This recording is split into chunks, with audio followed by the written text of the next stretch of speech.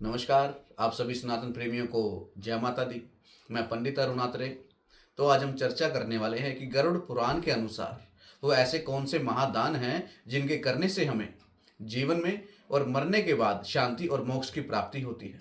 तो चलिए ऐसे 10 महादानों के बारे में आज हम बात करते हैं। पहला जो दान बताया गया है वो बताया गया है गौदान का, जो कि वैतरणी नदी पार करने के लिए सबसे महत्वपूर्ण दान बताया गया है। और जो दूसरा दान है वो जमीन का। बताते हैं कि अगले जीवन में या अगले लोक में आश्रय प्राप्त करने के लिए जमीन का जो दान है वो बहुत ही श्रेष्ठ माना गया है कि ये जिस जीवन में अपनी आयु भोगने के बाद अगला जो जीवन होगा उसमें या अन्य अगर हम किसी लोक में जाते हैं तो वहां पर हमें आश्रय प्राप्त हो। इस सुख को प्राप्त करने के लिए जमीन का दान देना बहुत महत्वपूर्ण बताया गया है। तीसरा जो दान है वो तिल का दान है, जो पुराने पाप और दोषों से मुक्ति प्राप्त करने के लिए काले तिल का दान बताया गया है। अगला दान सोने का दान बताया गया है। कहते हैं कि यमराज को प्रसन्न करने के लिए सोने का दान करना चाहिए, इससे स्वर्ग की प्राप्ति होती है। और जो अगला दान है वो घी का है, यानी कि गाय के देसी घी का। इसमें ऊर्जा को बढ़ाने के लिए, ऊर्जा और देवताओं की कृपा प्राप्त करने के लिए घी का दान करना बताया गया है। अगला जो दान है वो कपड़े का दान है, यानी कि वस्त्र का दान।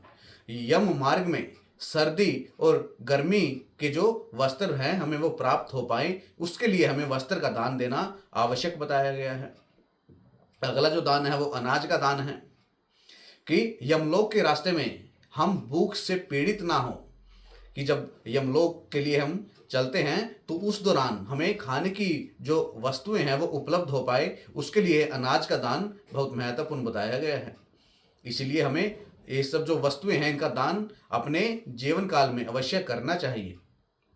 जो अगला दान है वो गुड़ का दान है, यानी कि मन की संतुष्टि और मिठास के लिए, कि हमारे मन में हर कार्य से मतलब जो भी हम प्राप्त कर पा रहे हैं उससे हम संतुष्ट हों, और मिठास वाणी में और अपने जीवन में मिठास प्राप्त करने के लिए हमें गुड़ का दान अवश्य करना चाहिए।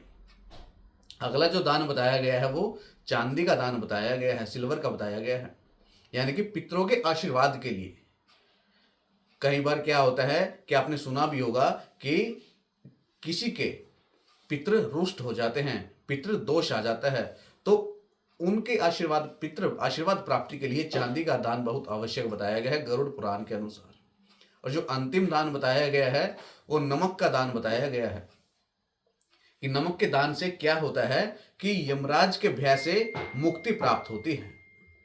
कि जो हमें भय रहता है कि यमराज हमारे साथ ऐसा करेगा वैसा करेगा, जो ये भय उत्पन्न होता है, इसको दूर करने के लिए नमक का दान बड़ा ही श्रेष्ठ माना गया है। तो ये जो सभी दान बताए गए हैं वो गरुड़ पुराण के अनुसार हैं।